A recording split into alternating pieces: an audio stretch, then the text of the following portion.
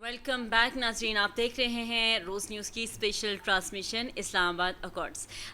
इससे पहले हम बात कर रहे थे ब्रेक से जाने से पहले कि क्योंकि इस वक्त जो सूरत हाल है उसके अंदर जो अगर हम इस तमाम तर क्रेडिट की तरफ जाएं, जो पाकिस्तान ने एक सालिसी का किरदार अदा किया, पाकिस्तान को पूरी दुनिया ने पहचाना और ना सिर्फ पहचाना बल्कि पाकिस्तान के ऊपर एतमाद करके एक दहाइयों से जो एक हम कह सकते हैं दुश्मनी, कभी ये नहीं सोचा था कि ऐसे हाथ मिला लिया जाएगा। लेकिन पाकिस्तान का वो एक माइंडसेट, पाकिस्तान की पॉलिसी, पाकिस्तान की विजडम और उस लीडरशिप के तहत जो कि नुमाया किरदार अदा किया गया, तो उसकी वजह से आज जो है बड़ी ताकतें सामने बैठी हैं। एक बड़ा मुआहदा जो कि तारीख में सुनहरी हरूफ में लिखा जाएगा और तारीख का एक सुनहरी बाब जो है वो बन गया है। तो उसके पीछे पाकिस्तान की काविशें, कोशिशें, उसके ऊपर हम बात कर रहे थे और ब्रिगेडियर साहब जो हैं वो इस तमाम तर मामले को जो है वो जो है उसके ऊपर डिस्कशन कर रहे थे। सो ब्रिगेडियर साहब कंटिन्यू कीजिएगा। जी शुक्रिया आपका। हम बात कर रहे थे फील्ड मार्शल आसिम मुनीर साहब की। कुछ तो बात मैंने पहले आपकी बातचीत में मैंने की, तो उसमें मजीद मैं इस तरह ये बढ़ाऊंगा कि पाकिस्तान की पोजीशन आप 6 मई 2025 तक आप जरा पीछे देखें तो क्या थी। Pakistan was seen as a discarded state, as an irrelevant state. ये एक यहाँ पर दहशतगर्दी का नर्सरी इसको कहते थे, most dangerous country in the world. क्या क्या अलकाब थे जो पाकिस्तान को नहीं दिए जाते थे, और दुनिया में हमारी कोई बात दादरसाई नहीं थी, हमारा नैरेटिव नहीं कोई सुनता था, ना हमारी कोई बात सुनता था। ठीक है जी। और किसकी जो है बात सुनी जाती थी? इंडिया की बात सुनी जाती थी। उसके सारे फैब्रिकेटेड नैरेटिव जो थे उसने इंडियन क्रॉनिकल्स की मदद से जो उसने दुनिया में जो फैलाए हुए थे कि अपने आप को मासूम जाहिर करना और हमें जो है कहना कि जी सारी दहशतगर्दी जो है वो पाकिस्तान से हो रही है, वो मानी जाती थी, दुनिया मानता था और हमें लानतान होती थी। हमें ये कहते थे कि either you are an accomplice और you are not fit to fight the war on terror against the terrorist. इस तरह की बातचीत होती थी। तो वो तमाम नक्शा जो है वो 4 दिन की जंग ने बदल दिया। बिल्कुल सर। इसमें मैं ये कहूंगा कि जो सेंटकॉम का जो कमांडर जो फिर रिटायर हो गया, उसने एक बहुत बड़ा रोल प्ले किया। उसने वहां पर ये बताया कि अगर कोई यहाँ पर बंदा है जो कि एक सिचुएशन को जो है ना एक लूजिंग गेम को भी जिता सकता है, जो बाजी पलट सकता है, वो ये आसिम मुनीर है। बिल्कुल सर, और बचा फरमाया आपने। और आपके इसी पॉइंट से, क्योंकि ज़ाहिर है बाजी पलटी भी और बाजी पलट के दिखाई भी, और आज भी जिस तरह से हम देख रहे हैं। सो इस वक्त हमें sir brigadier retired Ghazanfar Ali Syed साहब ने भी ज्वाइन किया है। सर आपका बहुत शुक्रिया, आपने अपना कीमती वक्त हमें दिया। सर क्या कहेंगे सबसे पहले तो आज के दिन के हवाले से पर्सनली आप क्या कहना चाह रहे हैं? क्या एक्सपेक्ट कर रहे थे कि इस तरह से एक तकरीब होगी और इतनी जल्दी हो जाएगी? क्योंकि काफ़ी टाइम से हम देख रहे थे कि आज मुज़ाकरात हो रहे हैं, फिर नेक्स्ट डेट आ जाती थी, फिर नेक्स्ट आ जाती थी, और अभी रिसेंटली भी जिस तरह से स्विट्ज़रलैंड के अंदर एक तकरीब जो है वो होनी थी बाकायदा तौर पर, तो उसमें भी मुख्तलिफ़ किस्म के इबहाम सामने आए, दौरे मुलतवी कर दिए गए। लेकिन फिर आज अचानक से जो है वो कल इसका ऐलान हुआ और आज अल्हम्दुलिल्लाह वो दिन भी आ गया। सो सर क्या कहेंगे, क्या रिमार्क्स हैं आपके? इस किस्म के, वो कहते हैं इस तरह तो होता है इस किस्म के कामों में। तू उदास बैठो मेरी जान सर्दियों की शामों में। तो इस किस्म के कामों में तो इस किस्म की इस तरह की चीजें होती हैं। जब आप यानी आपने जो तमाम पीस के लिए काम किया था, that was in the middle of the war. जब जंग जारी थी तो उसके दरमियान में पाकिस्तान ने इस इनिशिएटिव को खुद ही उठाया था। अदरवाइज तो दुनिया में होता ही है कि बड़ी ताकतें आती है, वो आके डील कराती है, मुज़ाकरात कराती है, लेकिन इसमें तो Pakistan being a middle power खुद सामने आया और ऑफर किया। उससे पहले आपको याद है कि पाकिस्तान के आर्मी चीफ की मुलाकात हुई थी जनरल ट्रम्प से ओवर अ लंच। उस वक्त भी ट्रम्प ने कहा था कि ईरान को, पाकिस्तान जो है वो ईरान को अमेरिका से ज्यादा समझता है, और अमेरिका चूंकि हम 900 किलोमीटर का बॉर्डर शेयर करते हैं अमेरिका ईरान को, और Iran for the first country recognise है, और ईरान के साथ हमारे रहे तो रोलर कोस्टर रिलेशनशिप है, लेकिन रिलेशनशिप रही है। तो हमने उस ईरान को भी, अमेरिका को भी, अब एक स्टोरी है जो तो हर जगह सामने आ गई है उसके अंदर कतर ने भी बहुत अहम रोल प्ले किया। कतरी डेलीगेशन था 2 मेंबर्स का, बल्कि एक दिन तो ऐसा हुआ वो तेहरान से वापस आ रहे थे, तो वो गए हुए थे तेहरान मिलने के लिए, इसी बातचीत के लिए। तो जब वो वहां से एयरपोर्ट पे पहुंचे तो उस वक्त अमेरिका ने ईरान पे हमला कर दिया, वो जो हेलीकॉप्टर के बाद हमला किया था, हेलीकॉप्टर हिट होने के बाद, और फिर इसराइल ने भी हमला कर दिया। तो वो वक्त जो है for 7 hours they were sitting on the airport before taking off. So they, और फिर वो 2 मेंबर वक्त था जो मियामी भी गया था, मियामी में जाके they met Jared Kushner and Steve Witkoff, उन्होंने उनको बताया। फिर आपको पता है ट्रम्प वाज हैसी, ट्रम्प जो है ना वो एजिटेटेड हुआ था कि जल्दी मुज़ाकरात करो, जल्दी मुज़ाकरात करो, किसी डील पे पहुंचो। वो इसलिए कि अगर आपने 2025 का अमेरिका का नेशनल सिक्योरिटी स्ट्रेटेजी रिव्यू पढ़ा हो तो उसके अंदर ट्रम्प ने एक इंडिकेशन दी थी कि he after leaving the presidency he wants to be known as a man of piece.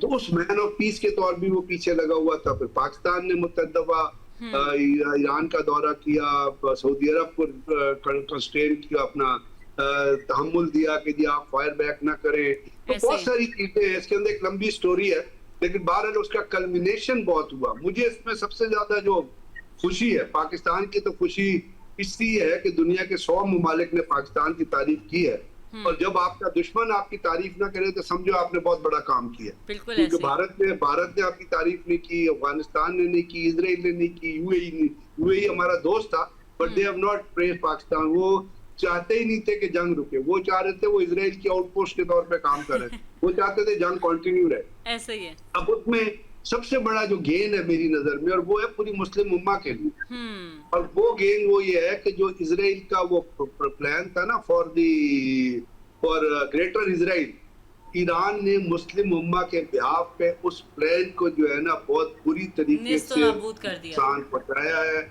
उसको चेकमेट किया है, उसके ऊपर रिस्ट्रिक्शन, क्योंकि वो जो ग्रेटर इजराइल वो जो झंडे के ऊपर उन्होंने तिकोन बनाई हुई है जिसमें एक दजला एक तरफ फरात करके कहते हैं इसके दरमियान जितना इलाका है वो तमाम का तमाम इलाका जो है वो ज़ियोनिज़्म का है। हालांकि वो उनको ग्रांट कर दिया गया था पुराने जमाने में जब उन्होंने क्रॉस किया था न्यूनाइल को, और वो वहाँ पे फिर फिरौन गरक हुआ था तो उस वक्त उनको यही जमीन दी गई थी। दे डिड नॉट रेस्पेक्ट, तो वो खत्म हो गया उसका जो अपना रिलीजियस बेसिस है।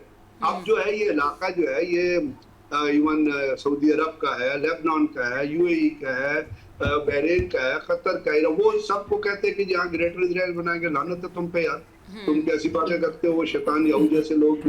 तो उसका दूसरी बात, इसका जो गेन एक है वो आप ध्यान में रखिएगा। इसका दूसरा गेन ये है, पाकिस्तान को तो जो डिप्लोमेटिक विक्ट्री मिली है वो अपनी जगह स्टैंड करती है, उसको तो हम चैलेंज नहीं, उसको तो हम तारीफ के अलावा और कुछ कह नहीं सकते, और 100 ममालिक ने तारीफ की है।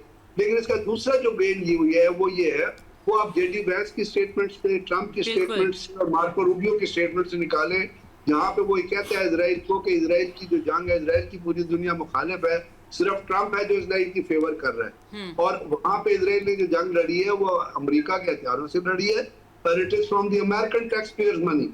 और मार्को रूबियो ने कहा कि इजराइल का अपना थिंकिंग है, हमारी अपनी थिंकिंग है, we will believe on American first thinking. So वहाँ पे दूसरा जो पब्लिक में जो चीजें आ रही हैं और पूरी दुनिया में जो इजराइल के खिलाफ एक आवाज उठ रही है, उससे उसके जो बॉर्डर है वो आने वाले दिनों में कंटेन होंगे।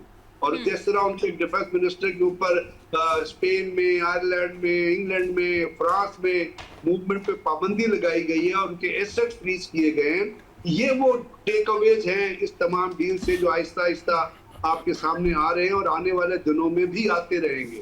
So it's all said and done, एक बहुत अच्छा प्रोसेस। और उसके साथ साथ आपने देखा कि ये जो जंग थी, ये इंफ्रास्ट्रक्चर तो डैमेज हो रहा था, ईरान का भी हो रहा था और अमेरिका के वजह से भी, इजराइल का तो ठीक हो रहा था। इजराइल तो तबाह होना चाहिए, बर्बाद होना चाहिए, उसका तो वो है illegal state, they are responsible for terrorism in the world.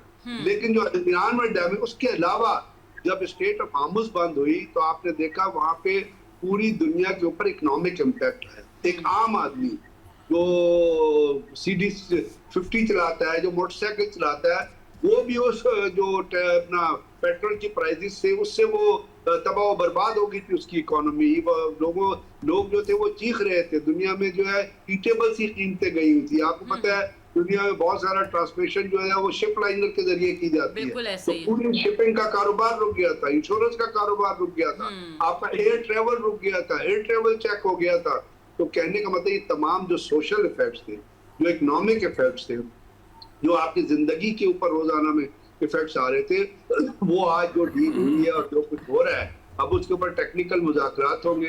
Technical team वहाँ पे मौजूद है, ईरान के सेंट्रल बैंक के गवर्नर भी हैं, अमेरिकन की भी टीम्स हैं, क्योंकि जो तो उनके एसेट। और इसका सबसे बड़ा एक और चीज ध्यान में रखिएगा, और वो याद कि ट्रंप ने जो G7 के बाद प्रेस कॉन्फ्रेंस की है, उसके पॉइंट्स बड़े इंपॉर्टेंट हैं। पहली बात उसने कही कि ईरान को ये हक है कि वो बैलिस्टिक मिसाइल रखे, बिकॉज खित्ते के अंदर बाकी ममालिक के पास भी बैलिस्टिक मिसाइल है, तो हम ईरान का ये हक नहीं ले सकते। दूसरा उसने कहा कि ये ईरान के $25 बिलियन हैं, वो तो उनकी मनी है, $100 बिलियन जो था वो तो हमें उनको वापस करनी चाहिए। तीसरी चीज जेडी वैंस ने भी कही और ट्रंप ने भी कही कि जो रिकंस्ट्रक्शन का जो फंड है $300 बिलियन, उसके ऊपर जेडी वैंस ने कहा कि हाँ हमारी अंडरस्टैंडिंग है।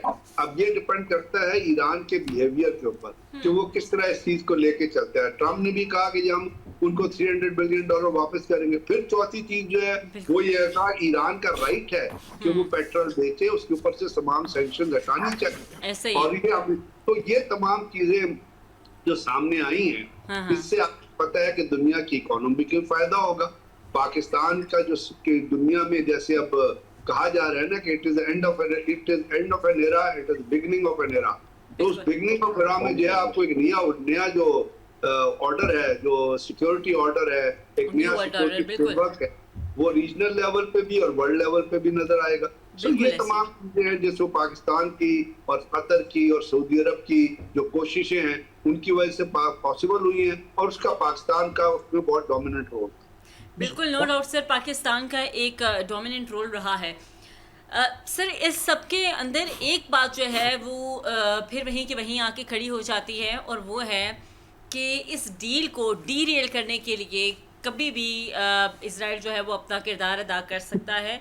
और क्योंकि हम पहले भी ये बात कर रहे थे और इसके ऊपर हमारे जो पैनलिस्ट हैं उन्होंने बड़ा ज़बरदस्त तजिए किए हैं, तो सर मैं आपसे जानना चाहूँगी कि सर अब अमेरिका के पास ऐसी क्या पावर मौजूद है कि वो इसको डीरेल नहीं होने देगा, इसको कंटिन्यू रहने दिया जाएगा, ये डील ऐसे ही स्मूथली जो है वो कंटिन्यू रहेगी? देखिए, मैं ये देख रहा हूँ कि इजराइल की रेड्स अखबार है, उसके चीफ एडिटर है गिदर लेवी, उनकी कल की स्टेटमेंट का कल का एक इंटरव्यू था जिसमें उन्होंने कहा कि इजराइल जो है ना वो अमेरिका के बगैर कुछ नहीं। ही सेड कि without US Israel is nothing. So अब आप ये देख लीजिए कि इसका क्या इम्पैक्ट है। यानी जब जेडी वैंस ही कहता है कि आप हमारे हथियारों से लड़ रहे थे, तो उसका क्या मतलब हुआ? उसका मतलब यही है कि जी आप अपने आप को अपने कंट्रोल में रखें, अदरवाइज हम आपके। और उसके बाद अब ट्रंप ने आज कहा है कि इजराइल जो है वो मेरी पेशेंस को टेस्ट कर रहा है। तो इसका मतलब ये है कि इन तमाम चीज़ों के अंदर और जो वहाँ पे जो थिंकिंग है वो ये है कि किसी ना किसी तरह इजराइल को रोका जाए। अब ये अमेरिकन की जिम्मेदारी, पाकिस्तान का कोई ताल्लुक नहीं है इजराइल से।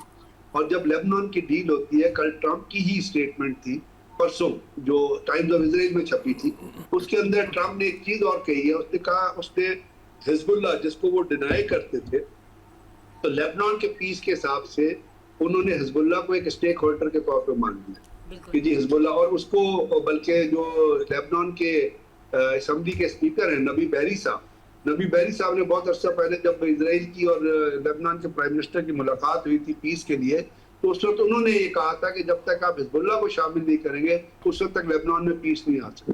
तो अब हिजबुल्लाह भी स्टेक होल्डर और पीस मुज़ाकरात में आएगी, तो ये अब अमेरिका की जिम्मेदारी है कि वो इसराइल को लगाम डाले, क्योंकि अगर उनको लगाम नहीं डालेंगे तो वो ठीक बात है कि वो लेकिन उस चीज को समझ गए। अभी जैसे ईरान है, अगर वो उसने कहा आज कि मैं स्टेट ऑफ होर्मुज़ बंद कर दूंगा अगर लेबनान में हमले ना रुके, तो अगर फिर वो बंद हो गया तो फिर वही चीजें जहाँ वो जहाजों को क्रॉस कर रहे हैं। अच्छा सर, आपकी बात से एक बात और, क्योंकि शायद हमारी इमाम भी जानना चाह रही है कि जैसे आपने कहा कि अब ये अमेरिका की जो है वो जिम्मेदारी बनती है और अमेरिका के पास शायद ये पावर है कि वो, क्योंकि ज़ाहिर है कंट्रोल जो है वो इजराइल का अमेरिका के पास है, उसे फाइनेंशियली सपोर्ट जो है वो हमेशा से यूएसए की जानिब से मिली, चाहे वो जोहरी हथियारों की बात की जाए या किसी भी और तरह से, जो भी जेडी वेंस ने कहा भी है।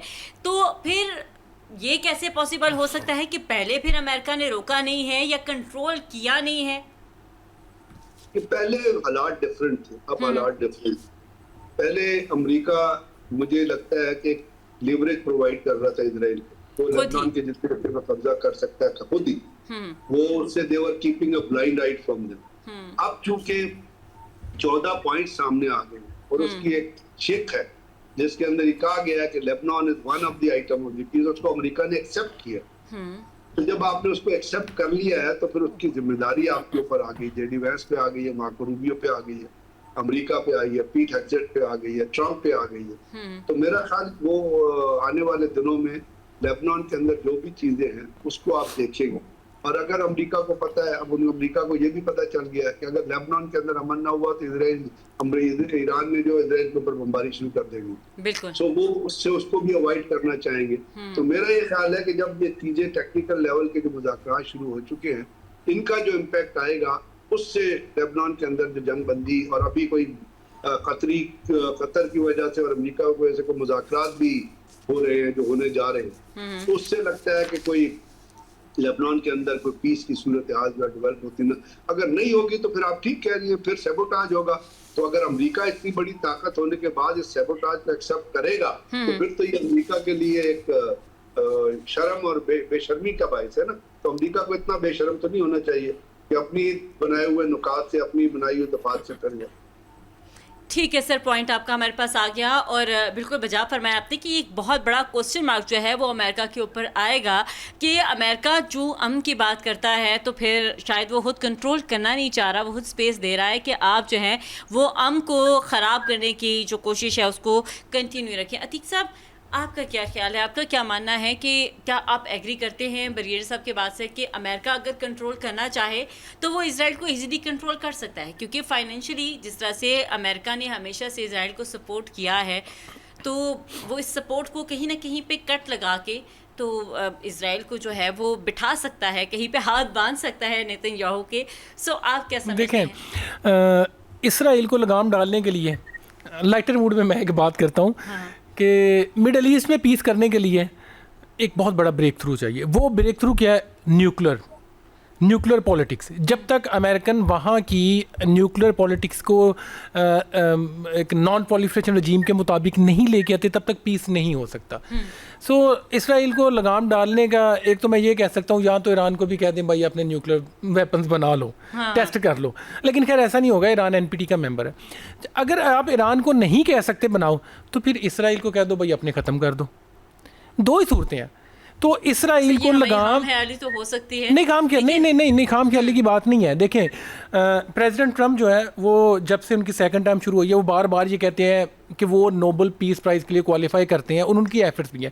जैसे अभी ब्रिगेडियर साहब ने ये बात की कि जो इनका नेशनल सिक्योरिटी स्ट्रेटजी आई है पिछले साल आई है 2025 नवंबर आई थिंक दिसंबर में आई है, उसमें उन्होंने लिखा है उन्होंने अपने 8 जो है वो मंथ 8 मंथ्स ट्रम्प ने 8 पीस डील कराई है और उनको मेंशन किया हुआ है, सारी डील को मेंशन किया हुआ है। अच्छा, वो अब पीस प्राइज़ भी लेना चाह रहे हैं, नोबल पीस प्राइज़, और वो हाईलाइट भी कर रहे हैं कि मैं इतनी जगह पीस करवा रहा हूँ। तो मेरा ख्याल है अगर मिडल ईस्ट में वो पीस करवा दें तो शायद नोबल पीस प्राइज़ से भी बड़ी कोई अगर अवार्ड है तो वो उनको मिल जाएगा। और उसके वो पीस करवाने के लिए इसराइल को लगाम डालना ज़रूरी है। और वो लगाम जो मैं समझता हूँ कि जैसे ही नॉन पॉलिफरेशन जो इंटरनेशनल नॉन पॉलिफरेशन रीजिम जो एनपीटी है उसका प्रेशर इसराइल पर डाला जाए, आप इसको साइन करें, क्यों नहीं करते? और अमेरिका ये करवा सकता है, खाम ख्याली नहीं है। देखें, अभी पिछले 2 सालों में जो कुछ हो चुका है ना वो अनप्रिडिक्टेबल है और हम मेरे ख्याल इस पैनल में सारे इस चीज़ से मुत्तफिक हैं कि दुनिया का वर्ल्ड ऑर्डर चेंज हो रहा है और उस वर्ल्ड ऑर्डर चेंज होने में अगर नॉन पॉलिफरेशन की डिबेट इसराइल पे अगर थोपी जाती है, थोपी नहीं भी जाती है, अगर उसको आंसरेबल किया जाता है कि क्यों नहीं आप साइन करते एनपीटी पे, ठीक है अपने न्यूक्लियर प्रोग्राम आप क्यों नहीं दुनिया के सामने स्टेटस क्लियर करते, तो वो मेरा ख्याल वो बहुत बेहतर होगा, जिससे इसराइल को लगाम डलेगी, इसराइल को लगाम डलेगी और एमपीटी साइन करेगा। ये एक बहुत बड़ा क्वेश्चन मार्क है। सो हम ये समझते हैं कि अगर इस तरह के पॉइंट ऑफ व्यूज़ को हाईलाइट किया जाए तो डेफिनेटली इस हवाले से फिर सोचा भी जा सकता है और इसके ऊपर मैकेनिज्म भी, और ये लीगल पॉइंट है ना, जब ईरान ने साइन की हुई है तो आप भी कर दें साइन। ठीक है, इस तक हमें ज्वाइन किया है अब्दुल्ला गुल साहब ने, चेयरमैन है नौजवानाने पाकिस्तान, डिफेंस एनालिस्ट हैं। सर बहुत शुक्रिया आपकी कीमती वक्त का। क्या कहेंगे अब्दुल्ला गुल साहब, क्योंकि हम देख रहे थे कि आप इस हवाले से काफ़ी सारा जो है आपकी तज़किये तबसरे जो है वो बिलाहिर उन प्रेडिक्शंस के ऊपर जो है वो मुहर साबित हुए कि ये डील जो है वो किसी न किसी तरह से इस पोजीशन पे आ जाएगी, और अब हमने देखा कि आज का दिन बड़ा इम्पोर्टेंट रहा। सर, एक तो इस दिन के हवाले से क्या कहना चाहेंगे, क्या समझते हैं कि आज का दिन, क्योंकि अभी तक की जो सूरत हाल है उसमें तो सक्सेसफुली ये तमाम तरह इवेंट कंडक्ट हो चुका है, सो इसकी कंटिन्यूटी को कैसे देख रहे हैं आप? बिस्मिल्लाहिर्रहमानिर्रहीम, बहुत बहुत शुक्रिया, आपकी मेहरबानी, आपने अच्छे अल्फाज इस्तेमाल किए। देखिए, जहाँ तक ताल्लुक है आज के दिन की अहमियत, तो आज के दिन की अहमियत आपके और मेरे से उजागर करने से कोई फायदा नहीं होगा। पूरी दुनिया इसके ऊपर बात कर रही है, तो जब पूरी दुनिया बात कर रही है तो फिर जाहिर है इसका मतलब है पाकिस्तान बहुत अच्छा किरदार अदा कर रहा है। हाँ। और अगर पाकिस्तान अच्छा किरदार अदा कर रहा है तो जाहिर है दुनिया की सलामती, उसका मुआशी इस्तेहकाम, अमन, तीसरी आलमी जंग के हवाले से एक मस्बत किरदार है। लेकिन साथ ही साथ हमें ये भी देखना है कि ये आखिर इसमें एक बड़ा तवील अरसा लग गया और 6 माह गुजर गए और ये मामलात जो थे सुधरते नहीं सुधर रहे थे। पाकिस्तान को किसी सताइश की जरूरत नहीं थी, पाकिस्तान को किसी माली मफाद की जरूरत नहीं थी। दुश्मनी, जी सॉरी सर, आपने कहा कि 6 माह का अरसा लगा, काफी लंबा अरसा, लेकिन 47 साल एक पुरानी दुश्मनी। जी जी बिल्कुल, देखिए ना, मैं वही कह रहा हूँ कि पाकिस्तान को किसी सताइश की जरूरत नहीं थी। पाकिस्तान ने एक पड़ोसी होने का हक अदा किया, एक बरादर इस्लामी मुल्क होने का और फिर खलीजी ममालिक का भाई होने का सबूत दिया, और जाहिर है पाकिस्तान की काविशों की वजह से शीर्ष फायर अमल में आया। अमल तो ये है कि अगर देखा जाए तो जो एंटोनियो गुतेरेस हैं, सेक्रेटरी जनरल यूएन, वो पाकिस्तान की कामयाबी के लिए दुआएं कर रहे थे, यानी कि जो काम यूनाइटेड नेशन को करना चाहिए था वो पाकिस्तान कर रहा था, तनहा कर रहा था। अब इसके अंदर जो आज के दिन की 2-3 बड़ी अहम बातें हैं। पहली बात यह है कि मैं आज सुबह से मुख्तलिफ चैनल्स पे 11:10 पे ये बात कह दी थी कि जेडी वेंस आएंगे। उसकी वजह यह है कि जेडी वेंस इसलिए आएंगे क्योंकि जब वजीर आजम जा रहे हैं, फील्ड मार्शल जा रहे हैं, और दूसरी तरफ जो है ईरान हमने भेजे हैं वजीर दाखिला जो कि उनको एस्कॉर्ट करके लेके आ रहे हैं ईरानी वफ्द को, तो ईरान से जो ट्रेवल टाइम है स्विट्जरलैंड का, इतना ही तकरीबन अमेरिका से स्विट्जरलैंड बनता है। तो जब इनका जहाज एयरबोर्न हुआ तो वहां से जेडी वेंस का भी जहाज एयरबोर्न हुआ। अब आप देखें कि कैसे जेडी वेंस इंतजार कर रहे हैं। अब थोड़ा सा एक अजीब सा माहौल पैदा हो गया। 2 चीजें बड़ी अहम हुई। पहली बात यह है कि एक तरफ वजीर आजम जो थे वो मिल रहे थे ईरानी वफ्द से, लेकिन तकरीबन एक ही वक्त में हमारे आर्मी चीफ और जेडी वेंस जो हैं वो वेन्यू पे आए। इससे पहले मेरी इतलात के मुताबिक जेडी वेंस की और आर्मी चीफ साहब की एक मुलाकात हुई, क्योंकि पाकिस्तान वो वाहिद मुल्क है जो ब्रीफ कर सकता है ईरान को और अमेरिका को ताज़ा तरीन अपडेट्स के साथ, क्योंकि हम न्यूट्रल हैं, अमेरिका को ईरान का नहीं पता और ईरान को अमेरिका का नहीं। तो ये एक बड़ी अहम पेशरफ्त थी। दूसरी जानिब जो है वो हमने ये भी देखा कि ईरान का वक्त जो था उसमें सिर्फ अब्बास अराक्ची साहब तशरीफ लाए और मुसाफा करके जो है 2 बातें की और फिर वापस चले गए, क्योंकि पहली बात ये थी कि जो पैसे उनसे वादा किए गए थे, जो कि उनका एक हक था, एक जो उनके एसेट्स थे जो कि फ्रीज कर दिए गए थे $24 बिलियन के इब्तदाई मरहले में, जो कि अदा करने थे, तो वो पैसे अदा नहीं हो रहे थे। और मेरी इतलात ये कहती हैं कि कतर के वजीर आजम जो हैं वो फिर इस चीज़ को इंश्योर करके आए, इसीलिए वो भी ताखीर से वेन्यू पे पहुंचे अब्दुर्रहमान साहब, जब उन्होंने मेरे ख्याल में जो बाकी के $12 बिलियन थे वो अदा कर दिए। 12 बिलियन पहले दिए थे, 12 बिलियन बाद में दिए। जब वो ट्रांसफर हो गए उनके बैंक को, तो उसके बाद एक और मरहला था और वो था कि जो आपने बात की कि निस्फ सदी का किस्सा है, कोई 2 रात की बात नहीं। तो निस्फ सदी के अंदर जो दुश्मनियां थीं एक दूसरे के जो है वो खून के प्यासे थे। ईरान की बच्चियों को शहीद कर दिया गया, उनके दिल पे जख्म है। उन्होंने आज भी अपने जहाज पे मिनाब लिखा हुआ था, तो ये तमाम चीजें जो है इस बात की अक्कासी करती हैं कि वो नहीं चाहते थे कि मीडिया के सामने हम आए, क्योंकि अमेरिकी वफ्द जो है वो खड़े होकर उनसे मुसाफे करते, गले लगाने की कोशिश करते, जबकि ईरान ये नहीं चाहता था, ताकि एक तो उनकी डोमेस्टिक ऑडियंस है जो कहती कि जनाब आपकी लीडरशिप को, बाप जैसी लीडरशिप को शहीद कर दिया, आपके हजारों लोगों को शहीद कर दिया, तकरीबन 5,000 लोग शहीद हो गए, लबनान के अंदर जो है वो 6,000 लोग शहीद हो गए।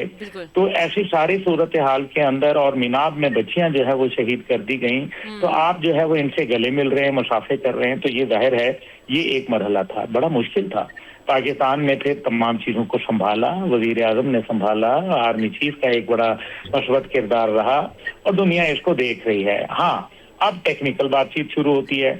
टेक्निकल बातचीत यह है कि 14 नुकात के अंदर जो 2-4 बड़ी अहम बातें हैं, उसमें सबसे पहले यह है कि ईरान जो पिछले 2 दिन से नहीं आ रहा था, उसकी वजह ये थी कि कोई सिक्योरिटी थ्रेट नहीं थी जिनीवा के अंदर, ये अपना स्विट्जरलैंड में, लेकिन असल मसला कुछ और था। असल मसला लबनान था, जो पहले भी था। असल मसला ये था कि जैरेड कुशनेर के साथ और स्टीव विटकॉफ के साथ वो बैठना नहीं चाहते थे। 2025 के अंदर भी बैठे थे, जिनीवा में भी बैठे, ओमान में भी बैठे, लेकिन नतीजा बरामद हुआ जंग की सूरत में, और तमाम की तमाम जो स्टीव विटकॉफ की गारंटीज थी वो जीरो साबित हुई। दूसरी जानिब जो है वो कहते थे कि स्टीव विटकॉफ और जैरेड कुशनेर तो इनका तो कोई सियासी मुस्तकबिल नहीं है, जबकि जेडी वेंस का एक सियासी मुस्तकबिल है। वो मुस्तकबिल के एक अहम उम्मीदवार के तौर पर गर्दाने जा रहे हैं सदारत के मनसब के लिए। इसलिए वो कहते हैं कि कहीं JCPOA जैसा मुआहदा ना हो जाए जिसके बाद पता चले कि आने वाला नया सदर जो है वो अपनी बात को ऑनर ना करे। इसलिए जो अब वो जेडी वेंस के ऊपर बात करना चाहते थे और उन्होंने अपनी बात मनवा ली। फिर अब जो टेक्निकल मामलात हैं उसमें हुर्मुज की बंदिश है।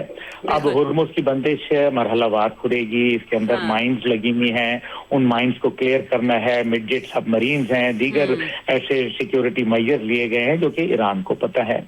अब वो रह रहे, इट टेक्स टाइम, और इसी तरीके से मरहलावार इसके अंदर उनके पैसे रिलीज होंगे, उन पे सैंक्शंस जो हैं वो खत्म होंगी, जिसके अंदर यूनाइटेड नेशन सिक्योरिटी काउंसिल की और IAEA की सैंक्शंस हैं वो भी खत्म की जाएंगी। तमाम किस्म की टेक्नोलॉजी का हसूल हो या उनके ऊपर मुआशी सैंक्शन हो या डिप्लोमेटिक सैंक्शन हो, यानी कि अब ईरान का पासपोर्ट दुनिया के हर मुल्क के लिए कारआमद होगा और दुनिया में के लोग भी ईरान जा सकेंगे। अच्छा, तीसरा इसके अंदर मरहला था वो $300 बिलियन का एक कंसोर्शियम है जो कि उन्होंने कहा है कि जी ईरान का आप कॉम्पनसेशन देंगे। तो अमेरिका को इस जंग में $100 बिलियन का तो जो बराह रास्त नुकसान हुआ, और उसके बाद जो $300 बिलियन है वो भी उनको अदा करना पड़ेगा। लेकिन अमेरिका ये पैसे नहीं अदा करेगा। ये पैसे तो अगर देने हुए तो ये अरब दुनिया के ही पॉकेट से निकाले जाएंगे, किसी और के नहीं। तो उन बेचारों को मजीद नींबू की तरह निचोड़ा जाएगा। पहले ही बेचारे बदहाल हैं, मजीद जो है वो बदहाल हो जाएंगे। एनी हाउ, अब इसके ऊपर आते हैं इस 14 निकात के अंदर सर, आपने कहा कि अरब ममालिक बदहाली के शिकार हैं। जी बिल्कुल बिल्कुल, वो बदहाल हो चुके हैं, जुबानें बाहर आ चुकी हैं बेचारों की। एनी हाउ, कोई बात नहीं है, हो जाता है। जब गलत पॉलिसियां लेते हैं तो फिर उसका नतीजा भी भुगतते हैं। कोई बात नहीं, ठीक हो जाएंगे, सुबह के भूले हैं घर आ जाएंगे। तो अब जो इसके अंदर इजराइल की सूरत हाल है, देखिए इजराइल के ऊपर अभी हम 2-3 बातें हैं। पहली तो 14 नुकात के अंदर कहीं भी इजराइल का जो उन्होंने नाजायज इलाका तकरीबन 25 से 30% लबनान में हासिल कर लिया, लितानी दरिया पे कब्जा कर लिया, तो और अब दूसरे दरिया की तरफ गामजन है। उन्होंने अब जो लेटेस्ट नक्शा जारी किया है इजराइल का, उसके अंदर वो इलाका शामिल कर लिया है। तो कहीं विड्रॉल की बात तो नहीं आई, नंबर 1। नंबर 2 ये है कि गजा के अंदर जो 70% इलाका उन्होंने हासिल कर लिया है, उस पे भी विड्रॉल की बात नहीं आई। अब अमेरिका और इजराइल के दरमियान एक नूरा कुश्ती चल रही है, और नूरा कुश्ती ये है कि तुम गालियां दो हमें और हम अपना काम करते रहते हैं, और जिसको कहते हैं ना कि look busy and do nothing.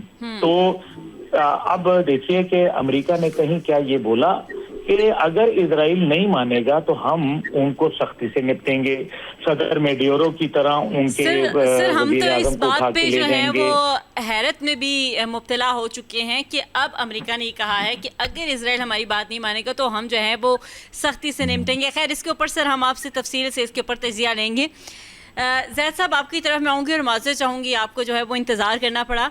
Sir, हम जो है वो अब्दुल्ला गुल साहब की बात को ही कंटिन्यू करेंगे, और जिस तरह से इन्होंने बात की कि अब जो 300 अरब डॉलर की बात की गई है कि रिहैबिलिटेशन के लिए ईरान को जो है वो प्रोवाइड किए जाएंगे, और अब्दुल्ला साहब ने कहा कि उनको लगता है कि शायद अमेरिका ये पैसे नहीं देगा, ये पैसे जो हैं वो वसूल किए जाएंगे मिडल ईस्ट से, और उनका हाल जो है वो इस वक्त बड़ा बुरा है, बदहाली का शिकार हो चुके हैं, ज़ुबानें बाहर आ चुकी हैं। तो आपका क्या पॉइंट ऑफ व्यू है इसके ऊपर? जी बिल्कुल, देखें जैसे इन्होंने पॉइंट हाईलाइट किए कि अर्बन वॉरफेयर के अंदर जो है, जो कैजुअलिटी है वो सिविलियन इंफ्रास्ट्रक्चर तो होती है अलॉन्ग विद नॉन कॉम्बैटेंट्स। तो बिल्कुल ईरान को चाहिए होगा रीस्ट्रक्चरिंग के लिए, रिहैबिलिटेशन के लिए, और उनका इंफ्रास्ट्रक्चर तबाह हुआ है, और जैसा कि जैसी पीओ के अंदर भी था कि उनको ये सैंक्शन रिलीफ देना था। अब भी now they need the frozen assets. अब वो वाया किसी अरब स्टेट के थ्रू आता है, किसी गल्फ स्टेट के थ्रू आता है, वो अभी हमें देखने की जरूरत है। और इसके साथ साथ I would like to also highlight the point कि इस पूरे सिनेरियो में जो चीज बहुत इंपॉर्टेंट रही है, that is role of media and misinformation and disinformation. देखिए, जब से ये वॉर स्टार्ट हुई है 28 फरवरी से, सो ये जंग की जो ये बैटल ग्राउंड है, वो ग्राउंड के साथ साथ माइंड्स भी थे, जो मीडिया का रोल है। और जब हम देखते हैं तो 28 फरवरी के बाद मार्च और अप्रैल में मीम्स के थ्रू इस वॉर को प्रोपोगेट किया गया है, मीम्स बना बना के। Why? And there is a reason behind it. देखें, जब भी कोई नैरेटिव बनता है तो उसकी टारगेट ऑडियंस डिफाइन की जाती है। अगर मीम्स बनते हैं तो टारगेट ऑडियंस के अंदर आपकी जेन जी भी इन्वॉल्व हो जाती है, जनरेशन अल्फा भी इन्वॉल्व हो जाती है। So it's also a war of games as well. ये माइंड की भी गेम थी पूरी। ये सिर्फ हमें ये काइनेटिक ऑपरेशन नहीं था जिसका हमें वो एक पर्सपेक्टिव नजर आ रहा है कि उनको ईरान को ये पैसे की भी जरूरत है। उससे पहले ईरान में ये प्रोटेस्ट भी हुए थे, हमें वो भी नहीं भूलना चाहिए कि वो किस तरह सारा नैरेटिव बनाया गया था। सो आई थिंक जैसा कि इन्होंने पॉइंट हाईलाइट किया कि उनको पैसे तो चाहिए रिस्ट्रक्चरिंग के लिए, but at the same time जो ये नैरेटिव की वॉरफेयर थी उसको भी रीबैलेंस करने की जरूरत है। और ये वो इम्पोर्टेंट पॉइंट है जिसको आई थिंक कि हम लोगों को मैक्सिमम हाईलाइट करना चाहिए। ठीक है जैद साहब, इसमें एक चीज़, क्योंकि आपने कहा कि इसमें नैरेटिव को भी काफ़ी जो है वो तकवीत मिली है, जेंजिस का आपने जिक्र किया, और नो डाउट अब हम देख रहे हैं जेंजिस का जो इन्फ्लुएंस है, जिस तरह से वो चीज़ों को देख रहे हैं या वो डिसीजंस मेकिंग करते हैं, शायद इससे पहले हमने बहुत कम देखा। सो अभी मिस इन्फॉर्मेशन, डिस इन्फॉर्मेशन, ये तमाम तर सूरत हाल भी है, लेकिन इसके साथ साथ हमने ये देखा कि ईरान की सूरत हाल काफ़ी चेंज है एज़ कम्पेयर टू अदर। क्योंकि अब इससे पहले अगर देखें तो बाकी ममालिक के अंदर जिस तरह से इसराइल ने अपनी जारियत की, गज़ा की सूरत हाल देखे, लेबनान की सूरत हाल देखे, बाकी इस्लामी ममालिक की सूरत हाल देखे, तो अनएक्सपेक्टेड ईरान की तरफ से जो आगे से उसको रिस्पांस मिला, शायद ये सबसे इम्पोर्टेंट इसमें पॉइंट था। जी बिल्कुल बिल्कुल ऐसा ही है कि ये जो ये टेक्टिकल रिस्पांस था ईरान की साइड से, वो एक्सपेक्टेड नहीं था इजराइल को। अब एक और चीज आपने बिल्कुल हाईलाइट किया कि जब से ईरान इजराइल वॉर हुई है तो गजा पे बात होना कम हो गई है। बिल्कुल। और ये इजराइल का एक ये नैरेटिव का गोल था कि वर्ल्ड ओवर अटेंशन डाइवर्ट करना। ये आई थिंक उसका एक बहुत इंपॉर्टेंट एलिमेंट है। और ईरान की भी एज वी ऑल नो कि उनकी बैलिस्टिक मिसाइल्स की कैपेबिलिटी, उनकी कन्वेंशनल एंड ड्रोन्स। देखें, इस बार जो है ना वॉर के अंदर एक दो चीजें बहुत इंपॉर्टेंट रही हैं, एक disinformation and drones. It's a 2D it's a formula that is known as 2D। One is disinformation and the second is drone warfare.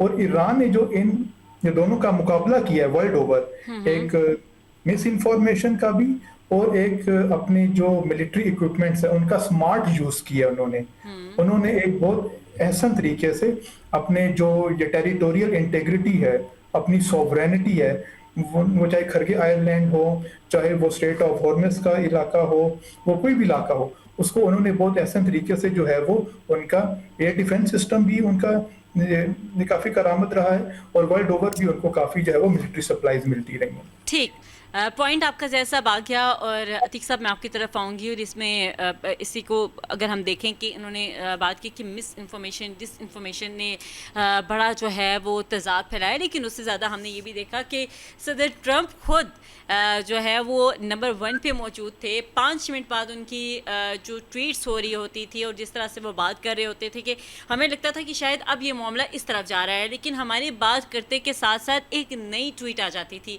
जिसके ऊपर मामला जो है वो मज़ीद आगे फैले। तो इसको अगर हम मीडिया के साथ लिंक ना करें और इसको हम अगर ऑफिशियल्स के साथ लिंक करें तो वो ज़्यादा मुनासिब अल्फाज होंगे कि ऑफिशियल्स की तरफ से मिस इन्फॉर्मेशन डिस इन्फॉर्मेशन को जो है वो आगे बढ़ाएगा। उसके बाद माइंस के हवाले से उन्होंने बात की कि जो माइंस लगाए गए हैं उनके क्लियरेंस के हवाले से भी जो 14 निकात है उसमें जिक्र किया गया है।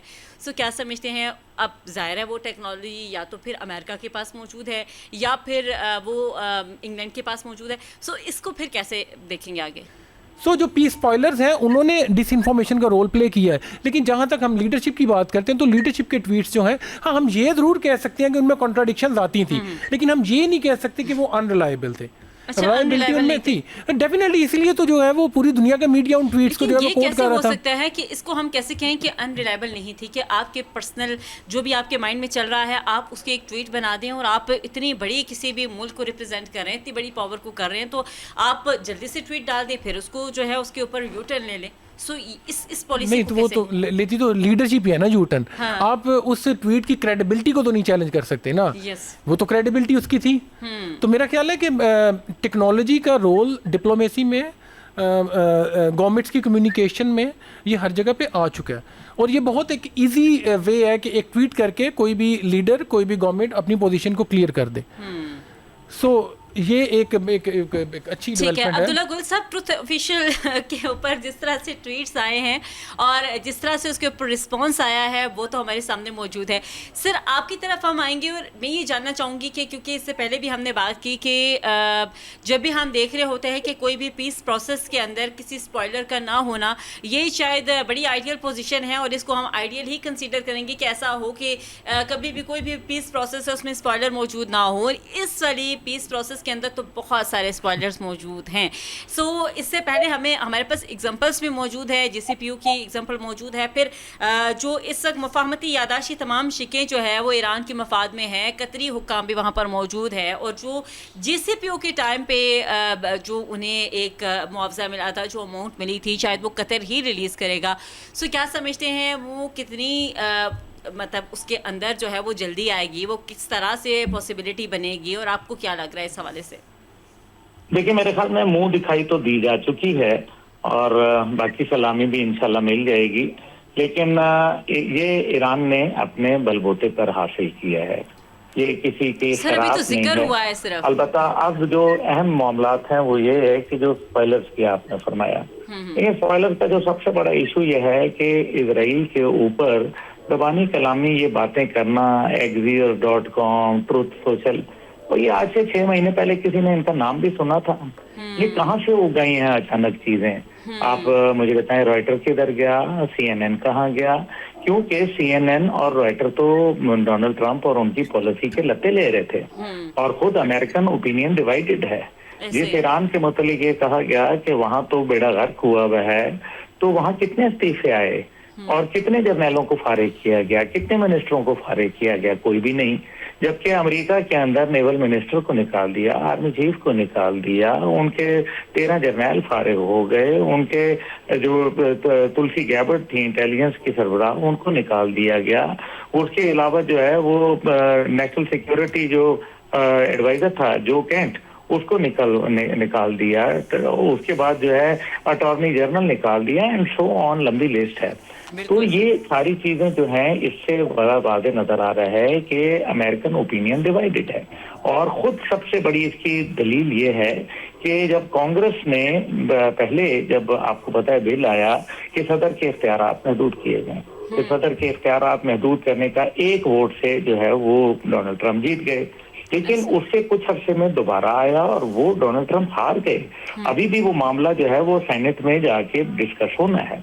लेकिन मसला यहाँ यह है कि ये जो सदर के इख्तियारात महदूद हुए, इसका मतलब यह है कि क्या कांग्रेस के अंदर रिपब्लिकन लोग मिल गए हैं ऑपोजिशन के साथ, तो जवाब है जी हाँ, रिपब्लिकन मिल गए, वरना तो वो मेजोरिटी में नहीं आ सकते थे।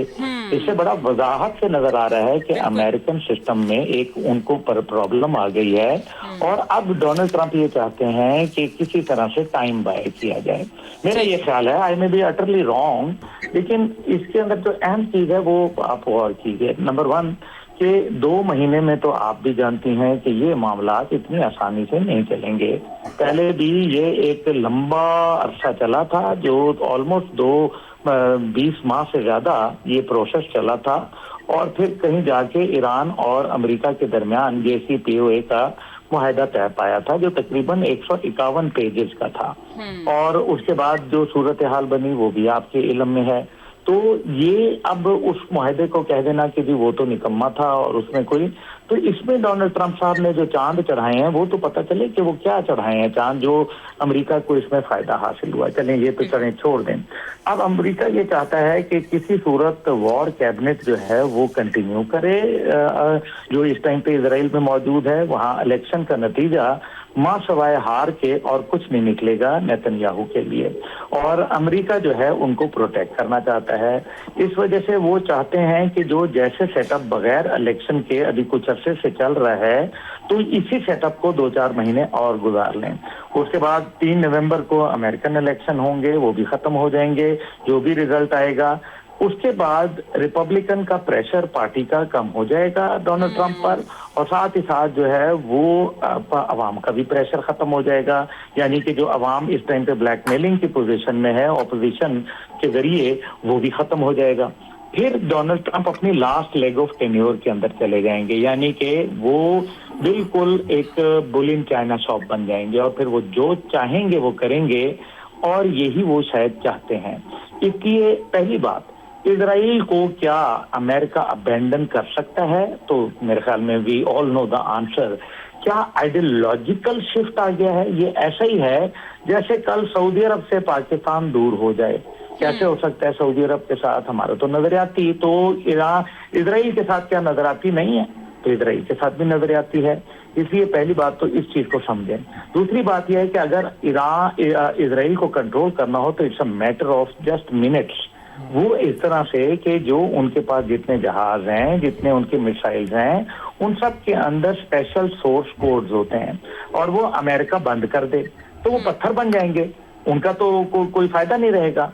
जो पैट्रियट डिफेंस सिस्टम है, जो उनके थॉट मिसाइल्स हैं, जो एरो मिसाइल्स हैं, वो सब जीरो हो जाएंगे। तो इजराइल क्या करेगा? तो ये सब कुछ एक टैसिट अप्रूवल से हो रहा है, गुड कॉप बैड कॉप खेला जा रहा है।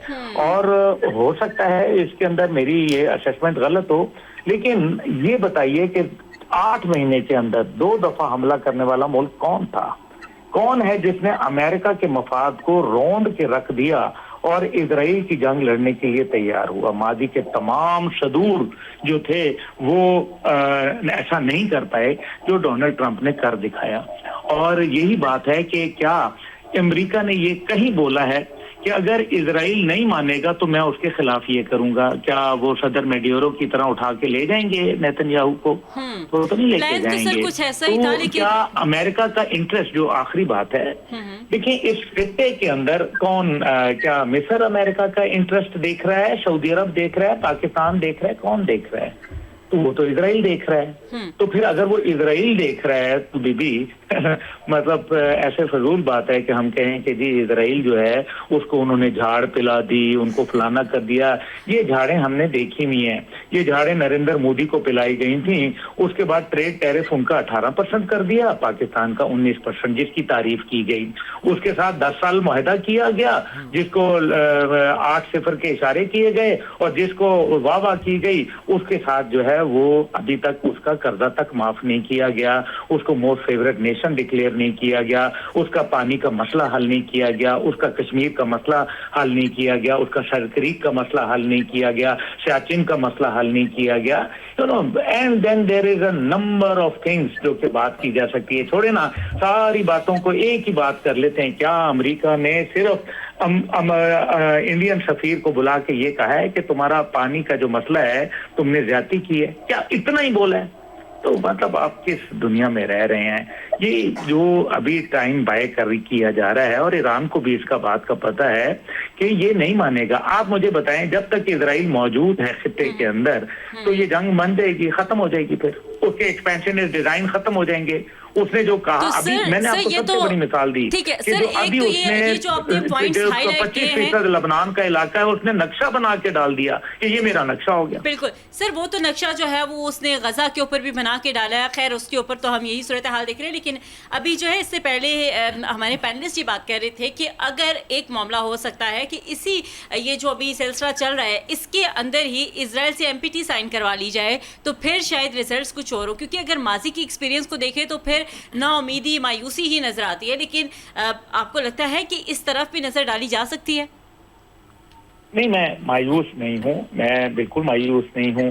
मैं ये समझता हूँ कि इस सब के अंदर एक खैर का पहलू है, और वो ये है कि जिस तरीके से इजराइल के साथ वो करेगा, यानी कि एक ही भी ऑप्शन हो सकती है कि वो इजराइल को मजीद तकवियत दे, मिलिटरली और टेक्नोलॉजिकली सपोर्ट दे, और वो कहे कि जनाब मियाँ खित्ते के अंदर जो जंग लड़नी है ईरान के साथ, वो तुमने लड़नी है, क्योंकि अगर हमने मशरिक वस्ता के बेसिस इस्तेमाल किए तो मशरिक वस्ता को तो ईरान उधेड़ के रख देगा और हुर्मुज बंद हो जाएगी।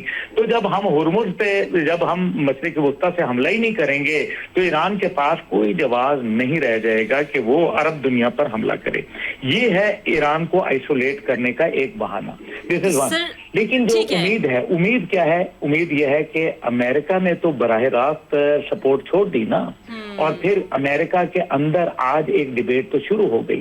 जेडी वेंस जो है उनको ये समझ आ गया कि इजराइल एक बोझ बन गया है उनके लिए, ये मुस्तकबिल के सदारती उम्मीदवार हैं। अमेरिका के अंदर डिबेट शुरू हो गई, अमेरिका फर्स्ट और इजराइल फर्स्ट। और जिस इजराइल को वो डिप्लोमेटिकली दुनिया से मनवाने आया था, आज यूरोप के मुमालिक जो हैं वो फलस्तीन की रियासत को रिकग्नाइज कर चुके हैं। आज उन्होंने अपने सफीर बुलाना शुरू कर दिए हैं इजराइल से। तो ये बहुत बड़ा फैक्टर है, इसमें कोई शक शुबा नहीं है।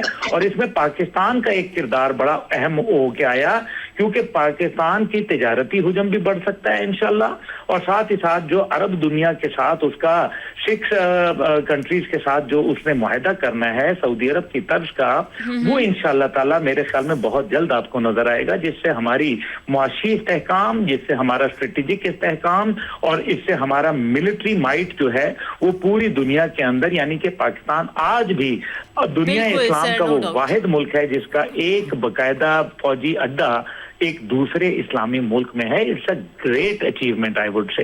बिल्कुल सर, बजा फरमाया आपने। नाइला चौहान साहिबा भी हमारे साथ मौजूद हैं, साबिक सफ़ीर हैं। नाइला साहिबा, बहुत शुक्रिया आपकी कीमती वक्त का। नाइला साहिबा, कल आप हमारे साथ मौजूद थी और आपने जो है वो बड़ी ज़बरदस्त तरीके से आज के दिन के हवाले से जो प्रेडिक्शन की थी वो तकरीबन हमें सच होती हुई नज़र आई है। सो आपका ये कहना था कि बहुत जल्द मामलात जो हैं वो तय पा जाएंगे, और जिस तरह से इसको डिले किया जा रहा है, तो ये आप डिले के हवाले से कोई ऐसे पॉइंट्स मौजूद नहीं है कि इसको मज़ीद डिले किया जा सके। सो क्या समझती हैं आज का ये दिन कैसा रहा, और अभी तक की जो प्रोसेसेस हो रहे हैं, जिस तरह से टेक्निकल टीम्स वहाँ पर मौजूद हैं, जो वहाँ पर इस वक्त आपस में उनकी मुलाकातें हो रही हैं, और स्पेशली अगर हम फील्ड मार्शल साहब की बात करें, शहबाज शरीफ साहब की मौजूदगी की बात करें, बॉडी लैंग्वेज की बात करें, तो क्या कहेंगी? बहुत शुक्रिया अपने प्रोग्राम में मुझे मदद करने का। माज़रत खाऊं कि देर से ज्वाइन किया, मजबूरियां थी मेरी, लेकिन बात आपकी दुरुस्त है कि ये एक बड़ा खुशाइन जो है पेशरफ्त है। और जो वहाँ पे आप देखती हैं, जो आपको वहाँ से वीडियोस आ रहे हैं, सिनर्जी जो है वो बहुत पॉजिटिव नज़र आ रही है। तो एक वो जो पॉजिटिव सिनर्जी है, that itself is a very strong statement. तो इस वक्त जो है पॉजिटिविटी तो है, लेकिन आप देखें साथ साथ आज ही साउथ लेबनान में इजराइल के हमले से 20 जो है वो सिविलियंस जान बहक हुए हैं। बिल्कुल, क्योंकि अच्छी तरह पता है कि इस वक्त जो है ये गुफ्तगू जो है, डायलॉग प्रोसेस जो है, ये इसमें पॉजिटिव डेवलपमेंट्स आ रही हैं जो वो बर्दाश्त नहीं कर सकते। तो उन्होंने आज के दिन को भी बख्शा नहीं है। बिल्कुल ऐसे ही है। तो इससे जो है मुझे जो खदशात जो मैंने पहले भी इजहार किया था कि जितनी भी हम कागज पे बात कर लें, जब जमीन पे आएंगे तो तब पता चलेगा इन द फील्ड कि उसकी इम्प्लीमेंटेशन जो है वो किस तरह से होगी और किस तरह से आप स्पॉयलर्स को जो है वो रोक सकेंगे उनकी शरपसंदी, उनकी तखरीबकारी से। इस वक्त जो है ट्रम्प साहब की एक तरफ तो बहुत कड़ी स्टेटमेंट्स है नेतन्याहू के खिलाफ, लेकिन साथ साथ ही आप देखें कि अभी 2 दिन पहले ही अमेरिका की कांग्रेस ने 2 बिल्स पास किए हैं। एक में उन्होंने उनकी इंटेलिजेंस को ब्लेंड इन कर दिया है इजरायली इंटेलिजेंस से, और उनकी जो डिफेंस फोर्सेस हैं वो आईडीएफ के साथ ब्लेंड इन हो रही हैं। तो जब एक तरफ वो हो रहा है और दूसरी तरफ ये हो रहा है, तो एक आम शख्स के लिए ये तजब्जुब की बात हो जाती है कि ये चाह रहे क्या है करना। बिल्कुल। और जो लग रहा है, जो चाह रहे हैं वो यही है कि इनके जो वोट बैंक है, क्योंकि दोनों नेतन्याहू एंड प्रेसिडेंट ट्रम्प दोनों को अभी इस वक्त अपनी पॉलिटिकल करियर की बहुत ज़्यादा जो है वो खदशात हैं। ट्रम्प साहब की जो रेटिंग थी वो बहुत नीचे जा चुकी थी, और उनका जो वोट बैंक है वो इस जंग के खिलाफ था। बिल्कुल। सो इसलिए वो अपने वोट बैंक को राजी करने के लिए नेतन्याहू को ये कड़ी स्टेटमेंट्स दे रहे हैं। लेकिन लेबनान में भी आप देखें कि वो अमेरिकन सैटेलाइट यूज करके टारगेटिंग कर रहे हैं, ऐसा ही है। और अमेरिकन के यूज कर रहे हैं जो कत्लो गारत कर रहे हैं। तो वो उनका जो उधर का एजेंडा है वो अपनी जगह कायम है, और जो अपना पॉलिटिकल करियर है वो अपनी जगह, उनको उसके खदशात हैं। और नेतन्याहू के लिए ये तखरीबकारी बहुत ज़रूरी है, क्योंकि उसकी भी इलेक्शंस अक्टूबर में आ रही हैं जो कि ट्रम्प साहब से पहले हैं। तो उधर भी उसके खिलाफ उसके मुल्क में जलसे हो रहे हैं कि उसने ये डील होने क्यों दी, और वो लेबनान से किस तरह राजी हो सकते हैं खारिज होना, जो कि आपकी एमओयू की एक शराइत में से है। सो अभी इस वक्त जो है ना, despite all the positivity that you see there, there can be lot of slips between the cup and the lip. ठीक है, बहुत शुक्रिया नाइला चौहान साहिबा, आपने अपना कीमती तज़िया हमारे से शेयर किया। और नाज़रीन, बिल्कुल इसी तरह से है कि अभी ये बात कहना कब्ल वक्त है कि चूँकि आज इंतहाई अहम दिन है, उसके बावजूद जो पहली शिक का पहला पॉइंट है उसके ऊपर अमल दरामद नहीं हो सका। सो आज हमने देखा कि बमबारी से मज़ीद 32 अफराद जो लबनान में शहीद हुए हैं, जिसमें बच्चे और ख़वातीन भी शामिल हैं। खैर, ये मामला कहाँ जाएगा और क्या 14 जो शिक्के हैं उनके ऊपर अमल दरामद होना आसान होगा या नहीं होगा, ये एक बहुत बड़ा सवालिया निशान है। लेकिन उसके साथ साथ पाकिस्तान अमन का सफ़ीर बनकर दुनिया के सामने इस वक्त मौजूद है, और इसी उम्मीद के साथ कि पाकिस्तान अपना किरदार इसी तरह से अदा करता रहेगा। और इस्लामाबाद अकॉर्ड से दीजिए इजाज़त, लाने के बाद।